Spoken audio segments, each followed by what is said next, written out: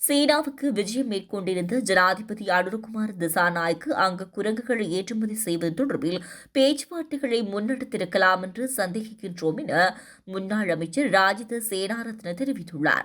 ஊடகங்களுக்கு கருத்து தெரிவிக்கும் போது அவர் இதனை கூறியுள்ளார். அவர் மேலும் குறிப்பிடுகையில், கடந்த அரசாங்கத்தில் குரங்குகளை சீனாவுக்கு ஏற்றுமதி செய்வதற்கான திட்டங்கள் காணப்பட்டன. தற்போதைய ஜனாதிபதி அனுரகுமார் திசாநாயக்க சீன விஜயத்தின் போது இது தொடர்பில் பேச்சுவார்த்தைகளை முன்னெடுத்திருக்கலாம்.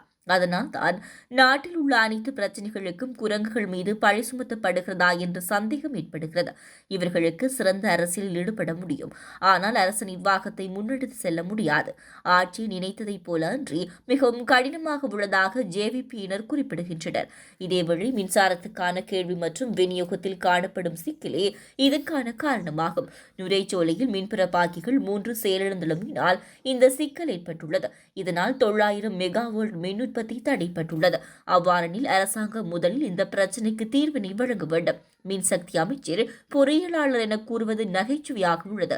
இவ்வாறு சமநிலையற்ற தன்மை தொடர்பில் மின்சார சபை பொறியியலாளர்களால் முன்னரே அமைச்சருக்கு அறிவிக்கப்பட்டுள்ளது. எனினும் அவரால் எந்தவொரு நடவடிக்கையும் முன்னெடுக்கப்படவில்லை என குறிப்பிட்டுள்ளார்.